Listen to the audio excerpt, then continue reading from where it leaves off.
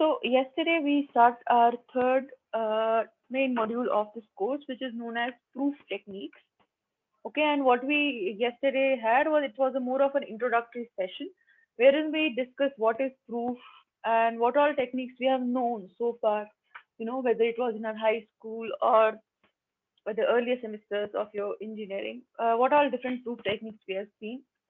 Then we formally introduced this concept of proof by something called axiomatic method, which was actually given by Euclid. Okay, so is this not working?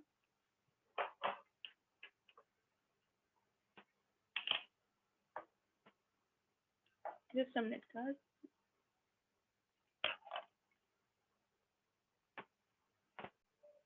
Okay. So what we discussed yesterday was Euclid's axiomatic method, which is one of the standard techniques of how do we prove things. Okay, what was the basic idea behind axiomatic method was that in the beginning you have some basic propositions which are undeniably true, okay, which we call as our axioms or which we also call as our ground truth. Okay, they are simply a proposition who are like which are like the facts which cannot be completely denied, right? And from those axioms you derive some results like lemmas or theorems, right? Which can basically be proved using some already existing results, which may be supporting lemmas, or it may be the ground truth, which is action, right? So the main results you prove are normally your theorem, and lemmas are usually the supporting proposition. Okay, but as I mentioned yesterday, there's no such clear-cut demarcation. Sometimes very important lemmas are there, which can be as equivalent as your theorem. And then the last thing which we had in this hierarchy was something called a corollary. Okay, so what was a corollary? Corollary is basically anything, any deduction that you make out of theorem. Okay, so you prove a theorem, and any inferences, results you get out of it, that is your corollary. So this was the overall structure of any axiomatic method, which was basically based on the fact that if you want to prove something, you use the existing ground truth, and on that basis you say whether the proposition in question that you want to prove is true or false, right? And then what we started was so the kind of proof techniques you need to study are things like proving by cases, proving by contradiction, proving by counter example, or induction. So these are like the standard proof techniques, right? But there's one very important proof technique which is related to your proportional calculus, okay, which was actually our last module we discussed. Okay, and that is where I started from. That how can we do? Is there any technique of proof which is based on this proportional calculus? Okay, and the answer is yes. Actually, there's a whole lot of a completely new branch of logic called deductive logic, which is based on exactly this idea. Okay, and that's what we'll see today, some components of this deductive logic. So that's like very standard proof technique. Okay, although it's not in your syllabus, but since it's very closely related to what we have studied, so that's what we introduced yesterday and we'll continue discussing today. That is something related to deductive logic. That is, if you have propositional statements, how do you deduct some other propositions out of it? How do you conclude or infer some results out of those propositions? Right? So in this, we generally studied a very important structure, that what is an argument. Okay, so what was an argument? Can anyone recall when we studied this proportional calculus in form of valid arguments? First concept came argument. What is an argument? Anyone?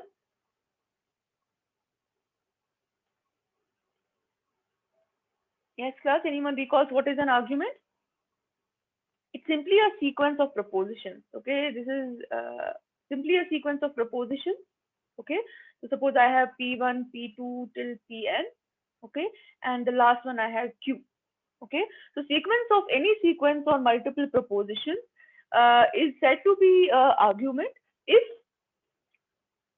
all the preceding propositions lead to a conclusion.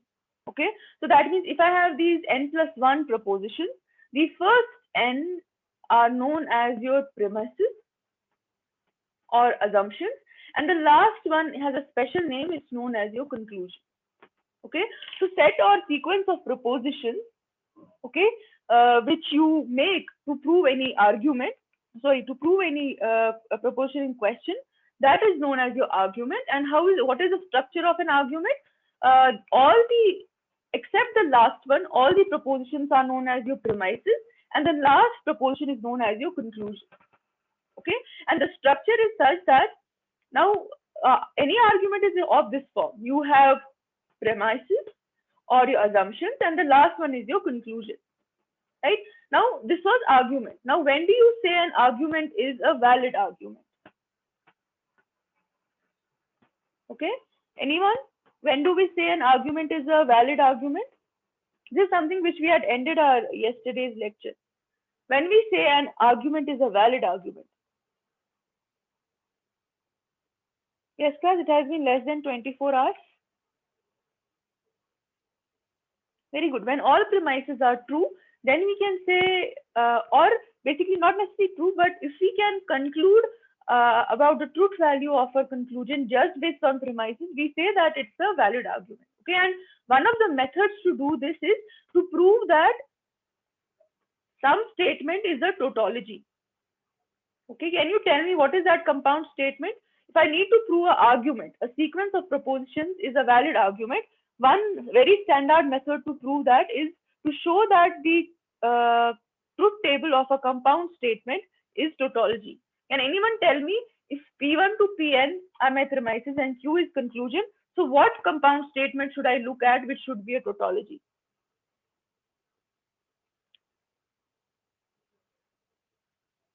Yes? So Jamil, is it a or a and? So what we need is all of these premises. Yes, it should not be or, it should be and. That's correct. Because you don't need to remember or mark this up. You can like logically see it. Because if I want this argument to be true, it should be determined by all the premises. So if I put a disjunction instead of a conjunction, I am putting a or. That means if any one of them is true, then the conclusion will be true, which is what I don't want. What I want is all of them should be true and then my conclusion is true. Okay, so that is why if I have an argument P1 to Pn and a conclusion Q, if I want it to be a valid argument, I want the intersection of all these premises. Okay, implication Q should be a tautology. Okay, so this is a standard way of determining whether an argument is a valid argument or not. Okay, is this clear to everyone? Why this? I specifically had stressed on this part that why it's an intersection, because you want all the premises to determine your conclusion.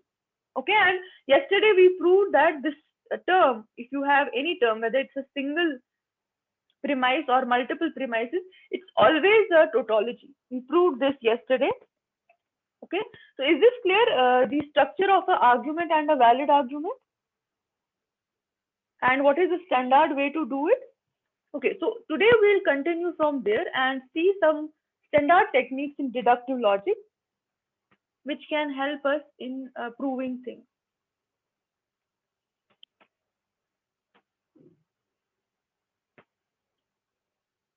Okay, so so before I jump to rules of inference, as I already motivated it, how is it related? So if you recall from our second lecture module, we studied different types of logic. We started with propositional logic, or which is also known as zero order logic, wherein we had standard propositions which could be true or false. Then we moved one step ahead to predicate logic, okay, where we introduced predicates or variables, right? And then we introduced things like quantification. After that, what we are now going to look at is something called deductive logic, okay, wherein we'll have some propositions and we'll try to deduce or conclude some inferences or propositions from it. Okay, so this deductive logic is where we land up to the rules of inference. Okay, now let us see what are rules of inference, how are they useful in proof techniques. Okay, now if you look at any argument, okay, we just saw that if I look at any argument of the general form P1 to Pn and Q is conclusion, we just discussed that if I want to show that this is a valid argument, one of the standard ways to do it is to show that all the premises are true and conclusion must be true. Okay, and this we can easily do using a standard technique called truth tables by showing that the intersection of all these premises, implication Q, is a tautology. Okay, if I make the truth table of this compound statement and I show that the last column is all true, then that is a standard way to show that the given argument is a valid argument, right? But now imagine if, so here I have some n variables. Okay, so if the number of variables is 2, 3, 4, it's manageable, right? But when number of involved variable increases, like suppose there are 10 different proportional variables, then to make its truth table is very tedious. You will have 2 raised power 10, which is like 1024 combinations, that many rows.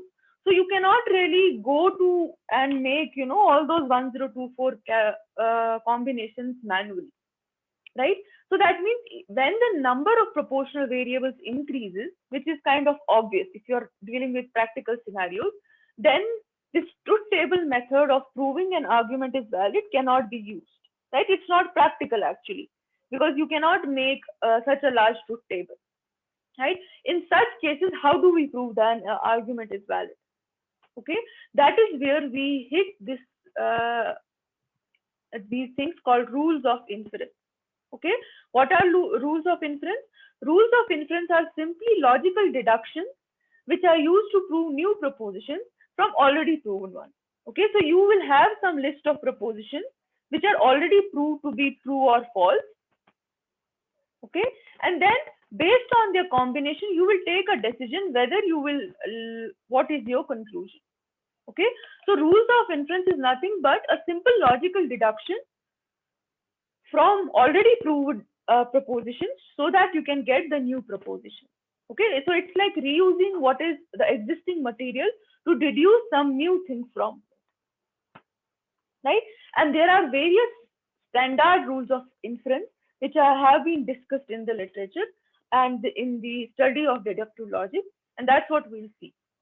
Okay, so is this clear why first of all, what is the standard way to find a valid argument? That is truth table, and why it's not possible to scale it up to large number of variables.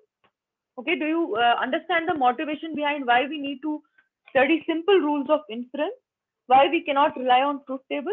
Is that part clear to everyone? Yes, class, is that part clear? Why we cannot just rely on the truth table approach of proving this compound statement is actually a tautology. Okay, so let us start with the first some technical definition before we introduce the exact the rules of inference. So there are three main terms which you will frequently encounter in all the techniques we study. First is the argument. Okay, so argument, as I said, is simply a sequence of statements or propositions. Okay, in general, whatever are your sequence of statements, the first n of them are known as premises or your assumptions, and the last one is always a conclusion. Okay, so any number of propositions you have, the last one is going to be your proposition, and anything before that, all of them are considered as premises. Okay, so that is your argument. Now, what is validity? Validity, as we already discussed, is that form of argument by which you prove any argument is valid if and only if it takes the form such that if premises are true, then conclusion will also be true. It can never be false. Okay, that is to say, if I have some premises and they completely determine the decision of whether my conclusion is true or false. Okay, so that is your validity. You validate your conclusion based on the truth value of your premise. Okay, like validity, the opposite of it is fallacy. Fallacy means if you make any incorrect reasoning or invalid argument. Okay, invalid arguments basically means the opposite of valid argument. That is, you cannot, you are not making the correct judgment about the truth value of any premise, which is leading to a wrong conclusion. Okay, so for any valid argument, you have a guarantee that if the truth value of the premises is determined, you can determine the truth value of your conclusion.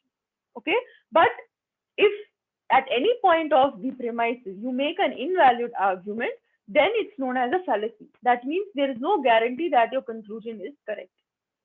Okay, so these are the three standard terms. You have argument, you have validity, and you have fallacy. Okay, and the general structure is always going to be as follows. Whatever is your sequence of arguments, the first n of them are going to be your premises, and only the end one is going to be your conclusion. And if you have to do it via the standard method, you take the intersection of all the premises, implication, conclusion. This should always be a tautology. Okay, if this is a tautology, it's a valid statement. Otherwise, it's invalid. Okay, so if you have this compound statement P1, P2, say Pn. Okay, we know there are only three possible scenarios. Either it's a tautology, which means it's all true, or it's a contradiction. There are only three possible options that it could be. It could be a tautology, all true column, contradiction, all false column, and what is the middle one? Wherein you can have some true, some false. Anyone? You have tautology, you have contradiction, and what is the third one? Very good. It is contingency. Okay, so any argument can have any of these three values. It can be a tautology, all true, contradiction, all false, or some true, some false, which is contingency. Okay, now if you look at this form of your argument, that is intersection of premises, implication, conclusion, it should always be tautology. If it is contingency or contradiction, then it is known as invalid. Okay, only if it is a tautology, then it's known as a valid argument. Okay, so what is a valid argument in technical terms? A valid argument is that argument for which this compound statement is always a tautology. Okay, if it is contradiction or contingency, in both cases it's said to be invalid. Okay, and this is how we normally write it. We write all the premises in a column. Okay, then we put a horizontal bar, and then we write therefore, and then whatever is our conclusion. Okay, is this clear? When do we say argument is valid in technical terms, and the overall structure of an argument? Is this clear? Because all the techniques, all the rules of inference we are going to study, they're going to make use of all these things. Okay, is this clear? Any questions about this?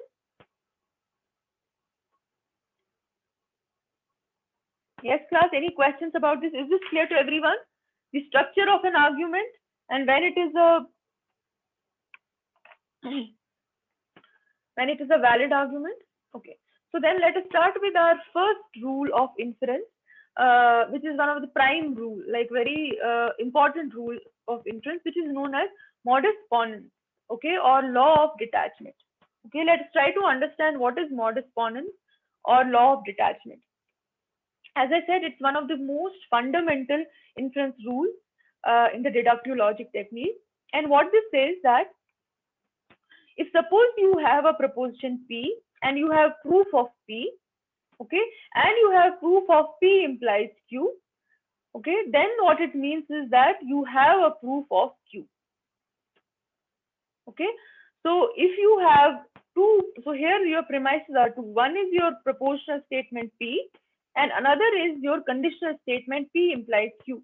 Okay, so if you have proof of both of them, then modus ponens says that you can have a proof of Q as well. You can deduce a proof of Q as well. Okay, so if you try to write it in the same form as we have studied earlier for any form of argument, so if you need to prove that this is a valid argument, you need to show first premise P intersection second premise, which is P implies Q is a tautology. Okay, so you don't need to remember it. It comes from the structure itself, right? So these are your premises and below it is your conclusion. So you take intersection of the premises implies the conclusion, that should be your tautology. Okay, so this rule of inference, which is based on this structure, that if your P is true or P implies Q is true, then your Q is going to be true.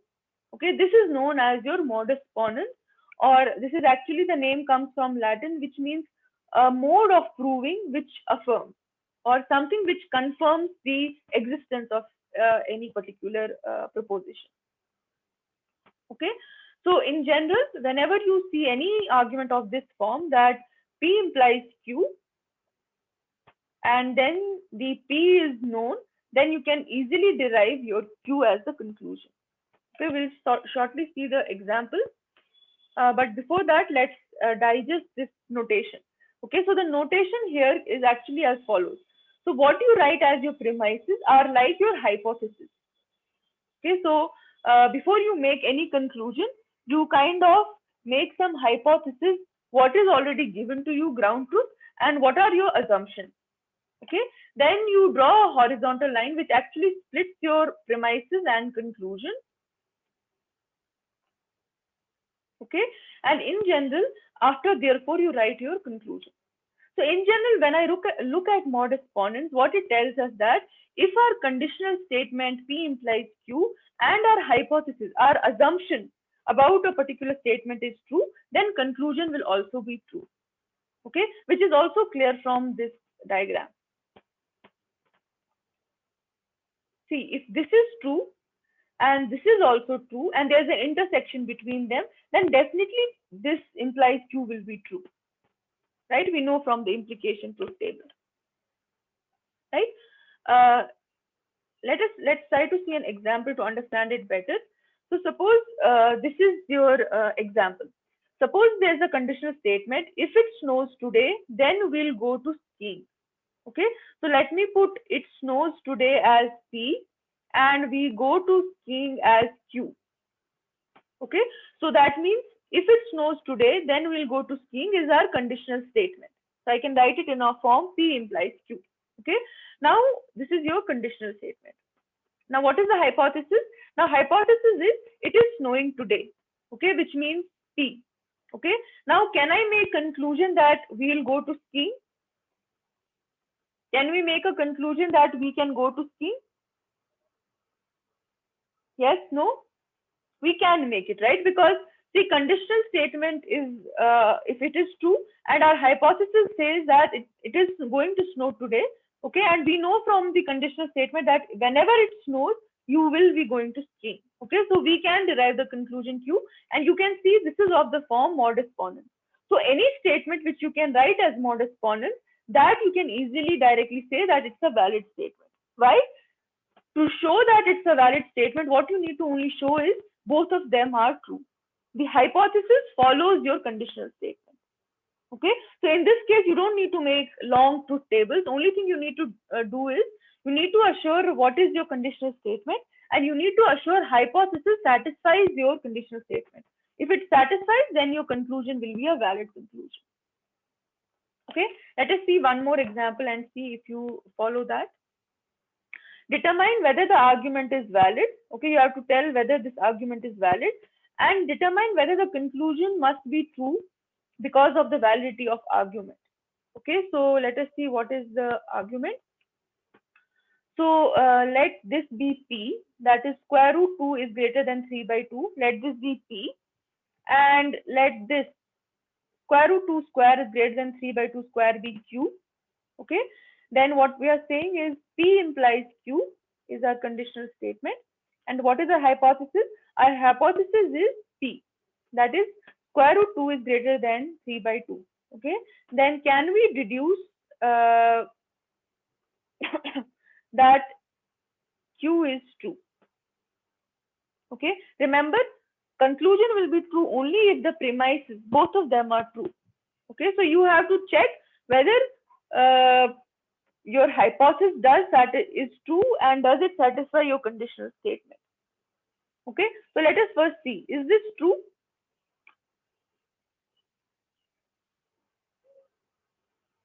It's not true, right? Square root 2 is something 1.41 and this is 1.5. So this is false. So can we make any deduction about the conclusion is true? We cannot, right? Because remember, we can only deduce a conclusion is valid and it's a true only if the premises are true. Okay, so if you have to solve it, like assuming P is your square root 2 is greater than 3 by 2, Q is squaring both sides, then the premises of our argument are P implies Q and P and Q is its conclusion. Okay, but this argument we can say is valid because we can get some result of the conclusion based on the truth values of this. So it is valid, right? But this is not true. We cannot give any guarantee this is true because one of our premises P is false, right? So there are two aspects to it in the question. One is to determine whether it's a valid argument form. Okay, so by valid I mean that you can derive a conclusion out of it. Okay, that we can say whether Q can be derived from it or not. Okay, we are not concerned about the truth value in the validity. The only thing we are concerned is it's a valid form or not. Okay, since it can be written in form of modus ponens, anything which can be written in form of modus ponens is a valid argument form. It's the correct structure. Okay, but now when you have to check the truth value of this argument, that we cannot do because one of its premises is false. If you want this conclusion to be true, what you need is all the premises should be true. Okay, and the premise P itself is not true, so we cannot say that the argument is true. Okay, so this is your modus ponens, wherein you confirm presence of a hypothesis and from that you conclude a particular conclusion. Okay, is modus ponens clear? The structure of modus ponens. Okay, in some books you will find them reversed. That is perfectly okay because intersection is commutative, so it will not affect anything. Okay, is this clear? Modus ponens. Okay, we can move to the second rule of inference. Is this clear, class?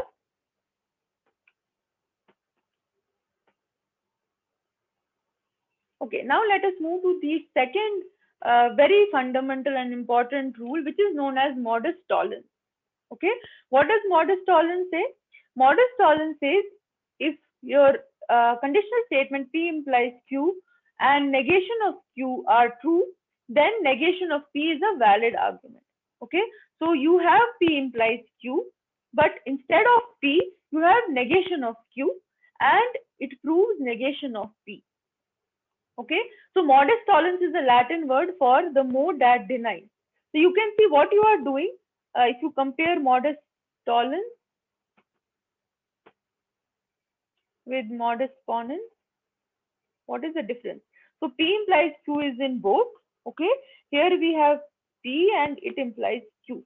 Okay, so conditional statement is the common premise in both of them. Okay, but if you look at the second premise, in case of modus ponens, you have a hypothesis which you say if this is true, it holds for the given conditional statement, then we can conclude that our conclusion is true.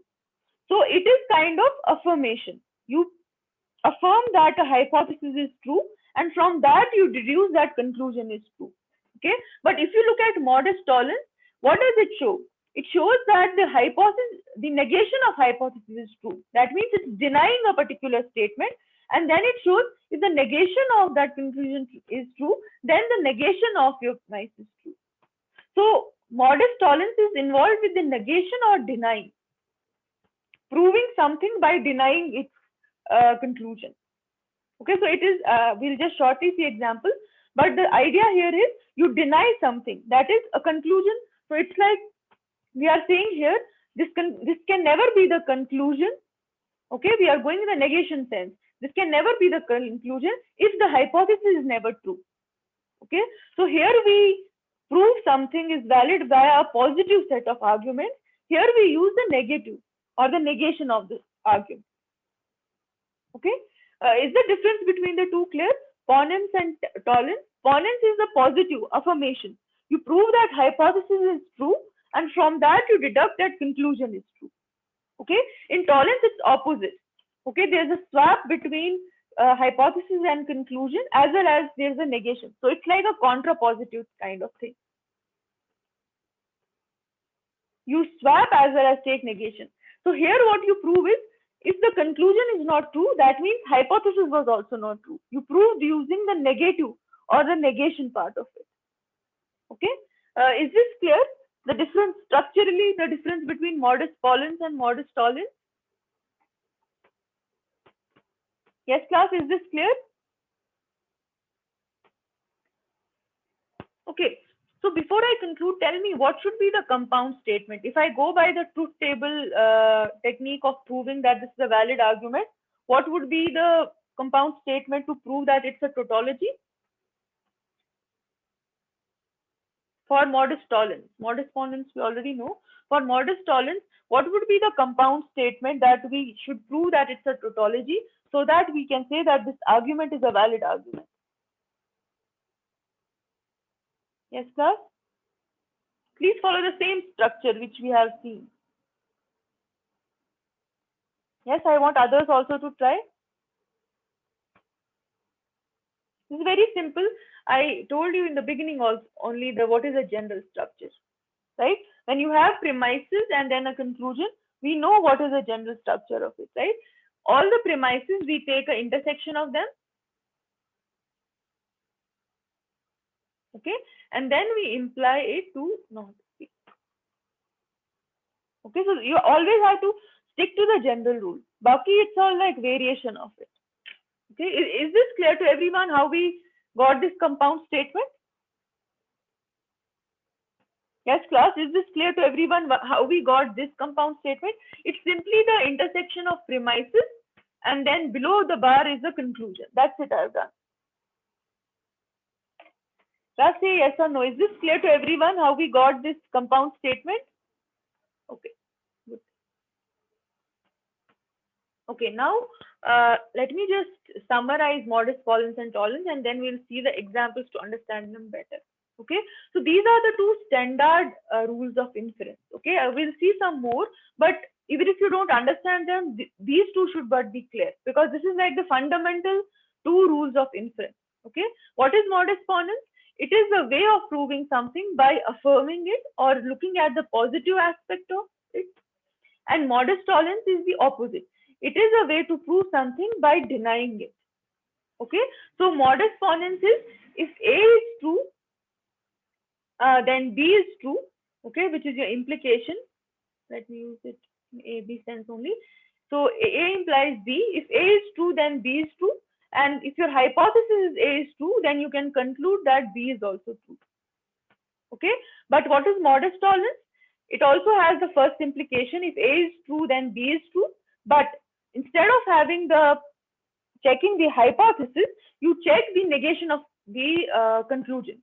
So if A is true, then B is true. Okay. Now, if this is given to you that B is not true, then what you can confirm from this is A is also not true because A is related to B. So modus tollens was in the positive sense. Assuming that hypothesis is true, it will tell the conclusion is true. And modus tollens is in the negative sense. You prove that conclusion is not true. So that means hypothesis will also be not true. Okay. Let us now see the examples and see if you have understood. So you have to tell me whether this statement is a correct statement or not. Can we derive this conclusion from the given premises or not? And what form of rule of inference has been used? If it is a car, then it has wheels. Okay, so if it has, the best way to solve this is assign PQ variables and see what form it takes. If it is a car, so suppose it is a car is P, it has wheels is Q. Okay, so that means this is your P implies Q. Then what is our assumption? Assumption is what I have been given is there is a car. Can we infer that therefore it has wheels or not?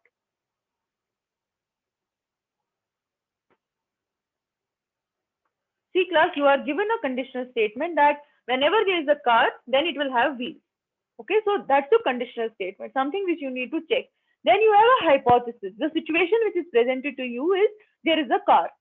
Now you have to infer whether that car will have wheels or not. Can we infer it? Yes, we can. And what is the rule of inference that we are using in this case? Very good. It is modus ponens. Very good. Now let us see the same example slightly twisted. Okay. If it is a car, then it has wheels. It does not have wheels. Okay. So I am denying the conclusion and I'm saying it does not have wheels means it's not a car. Okay. So first of all, tell me whether it is correct or not. And if it is correct, what is the rule of inference used? Just use the same strategy. Assign variable name to this and this. And what is this? It does not have wheels. Yes, class? In terms of P and Q, how do I represent it does not have wheels? If P is it is a car, Q is it has wheels, how do I represent it does not have wheels? Very good, not of Q. Okay, so what do we have? We have P implies Q and not of Q, and it is saying it is not a car, so not of P. Is it a standard rule of inference? Very good. It is modus tollens, so this is also correct. Excellent. Now let us see the last example and then see whether it's correct or not, whether it satisfies anything or not. Okay, it is a car, then it has wheels, therefore it is a car. Okay, so it is P implies Q, Q, therefore P. Is this any standard form of rules of inference? What you are saying here is you have a conditional statement, then you directly come to conclusion, and from conclusion you derive hypothesis. Why this is not correct?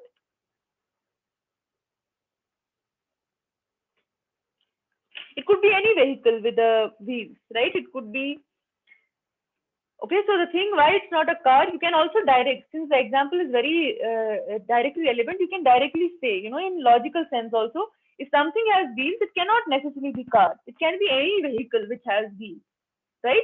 And from the standard rules of inference, how can you say it's wrong? Because it does not satisfy any standard rule of inference. Okay, so long story short, whenever you are given these kind of statements, what you need to do to see it's a valid argument or not, you need to see it should fit into some of your standard rules of inference. If it fits in there, then if all the premises and hypotheses are true, you can say whether the thing is true or false. Okay, but for validity, it should first fit in some of the rules of inference form. Okay, is this clear now with examples modus ponens and modus tollens? Yes, class, is this clear? What about others? Is this clear to everyone? Is there anyone who didn't understand? I would really like to repeat if, you know, anyone is, this is little tricky. It's not that straightforward. I agree with that. Anyone who didn't understand any part of it? Please, there is nothing wrong if you want to repeat. Okay, just voluntarily say that. Okay, so in case there's no one, so we can maybe proceed further. So as I said, modus ponens and modus tollens are two of the standard things. Okay, so even if you don't really follow others, that's okay. But for the sake of completion, I wanted to, you know, introduce, because all of them are not very difficult to understand. We'll not go into the details of other rules of inference, but I'll give you an overview. Okay, and I'm sure you will be able to logically follow all of them. So let us see what all other standard rules of inference are there, which can actually help you to, you know, handle more complex arguments and derive more complex conclusions. Okay, so let us start with the third one. So first two we have already studied, right? You have modus ponens. So this tautology is simple. It simply comes from the fact that intersection of the premises, implication, conclusion. Okay, so it directly comes from that. Now let's see the third important rules of inference, which is known as hypothetical syllogism. Okay, what is hypothetical syllogism? It's again a deduction rule. Okay, what is a deduction rule here? It's kind of a transitive rule. If you have a implication that P implies Q and Q implies R, then you can deduce that P implies R. Okay, so that is like the deductive part. If you have two implications, like suppose I say that if it is cloudy, it's going to rain. If it is going to rain, I'm going to pick up umbrella. So if it is cloudy, I'm going to pick up umbrella can easily be deduced from these statements, right? So that kind of deduction is known as the hypothetical syllogism. Okay, wherein you deduce a conditional statement from two other statements in a transitive manner. Okay, you can see Q is the common thing which connects the two conditional statements, right? If you want to do it in tautology manner, how can you do that? Simply following the same general rule. Intersection of premises implies the conclusion. Okay. So this is your hypothetical syllogism. If you see a example of this form and you can write it in this form, then you can directly say this is a valid argument. Okay, like we did for the other example. Okay. Similarly, there is something called disjunctive syllogism. What it says is that if P or Q is true, okay, and not of P is true, then you can say Q is true. Okay, so if you write it in this tautology form, so we have P or Q, intersection not of P, it implies Q. Okay, similarly, the fifth one is slightly simpler one. It has just single premise. It's known as addition rule. Okay, so what addition rule says is, if P is true, we can conclude that P or Q is also true. Okay, so if you write in forms of tautology, there's a single premise and it implies conclusion. Okay, you can see it logically also. If I have P implies P or Q, okay, if P is true, can I say that P or Q will always be true? By the idea of OR itself. We know that whenever there's a OR, if any one of them is true, then it's true. Okay, so you can logically really follow it. What is the addition rule of inference? It simply says that if your proposition is true, then definitely your union will be true, right? Similarly, opposite of addition is simplification. Okay, if P intersection Q is true, okay, then can you infer that P is also true? Look at the definition of intersection. When do we say intersection is true? Yes, class. When do we say intersection of two variables is true? When both are true or all are true, right? So that means I can directly infer from it that P is true. Okay, so addition and simplification directly use the idea or definition of your union and intersection, or disjunction and conjunction. Okay. Similarly, there's a simple rule of conjunction which says that if P is true and Q is true, then you can say P and Q is true. This again uses the fact that intersection is true only when both of them are true. Okay, or if any one of them is false, then automatically the intersection will also be false. Similarly, the last one is resolution. Okay, in resolution, what you have, if your P or Q is true and not of P or of Q is true, then Q or is also true. Okay, you can try it using the truth table. This is also tautology, and this is actually a very important rule of inference. There's something called resolvent and all. We don't need to get into the details. What you need to actually infer from the last these rules of inference is, how are they logically related? You know, they're not anything very extra-official things. They are very simple things based on simple concepts of how intersection and conjunction, like intersection and union work. Okay, you just have derivations on the fact of how these simple proportional operations work. Okay, so these are some of your standard rules of inference. Okay, so any of the English statements which you can write in any of these forms, they are said to be valid arguments. Okay, and you can derive the conclusion based on the truth value of the premises. Okay, is this clear? Are these rules clear? How do we get them? What is the fundamental idea behind all these rules? Yes, class, is this clear? Okay, so let me move on to the last slide for today, which is now, what are the rules for inference for quantified statements? Okay, so that means I'm now trying to move to something like predicate logic.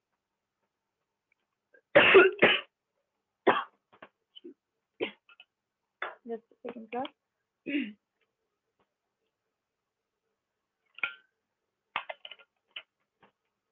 Okay, so let us see what are different rules of inference for quantified statements. So for quantified statements, in general, there are 4 rules, which are very simple, as you will see. 2 of them are based on the universal quantifier for all, okay, and 2 of them are based on existential quantifier, or there exists.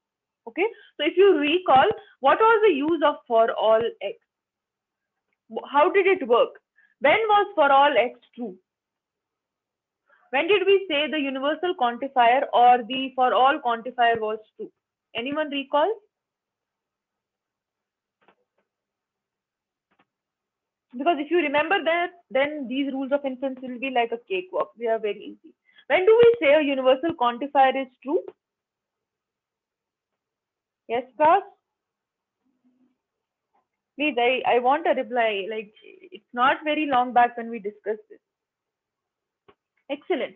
When the given proposition or condition we are trying to check, it is satisfied by all the values in a domain. Remember, whenever we talk about quantifiers, we talk about something called domain. So if for every element in the domain, this property, whatever you are trying to check with the quantifier is true, then we say for all x or universal quantifier is true. Okay. Similarly, when I have to show there exists a x is true, then in this case, how many values we need to check they should be satisfying this property? Yes, class, for there exists at least one. Excellent. Right. Now, based on these definitions, let us see what are the rules of inference. The first rules of inference is known as universal instantiation, or you want to instantiate something. Okay, let us see what it means.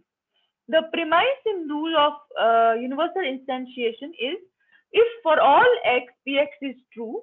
Okay, so that means if p of x property or the condition we are checking is true for all the values in x, so what can we conclude? We can conclude that the p of c is true for any particular value c in the domain. Can we say that logically? We can, right? Because we know how for all x works. For all x means the value of the property holds for all the values in domain. Okay, so all the values also contain the specific value c in the domain. So if it holds for all values, then we can directly infer it holds for p of c. Is it true?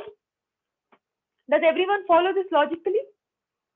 Right? If anything is true for everyone, then if I pick any one of them, it's true for them. Right? Like if I say, suppose all IT students are excellent programmers.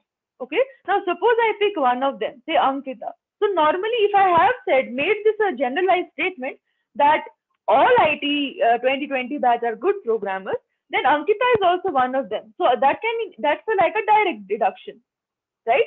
So that is your universal instantiation.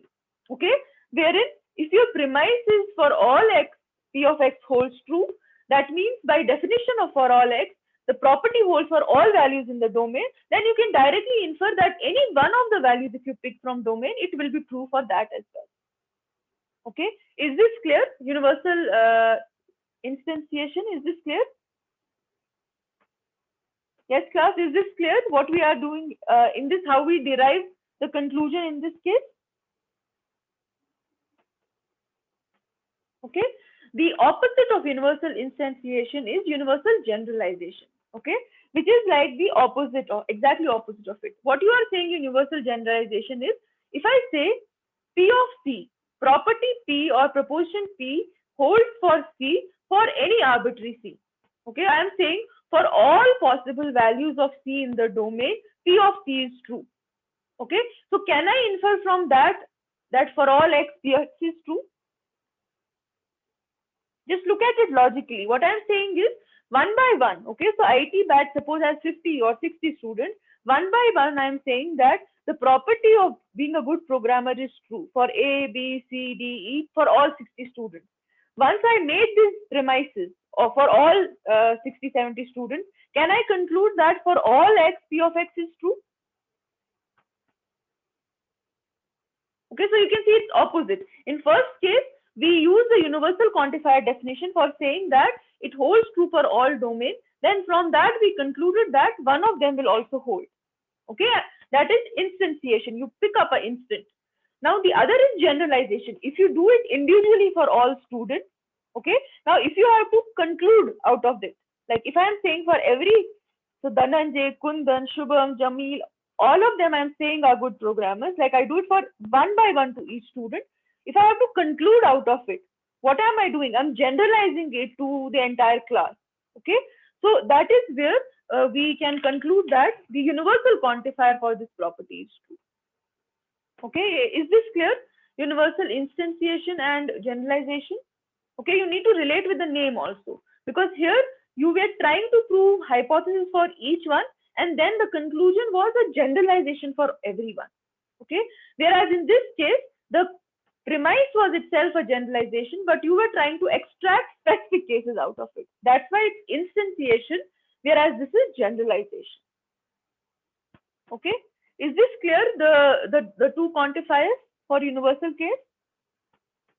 Yes, class, is this clear? The universal case 2 quantifier? Okay, excellent. Exactly same happens in existential as well. So in existential instantiation means we are going to derive conclusion for one case, and generalization means we'll generalize it for general case. Okay, so if I say there exists an element for which p of x holds true, can we say there is some element c for which this holds true? Right?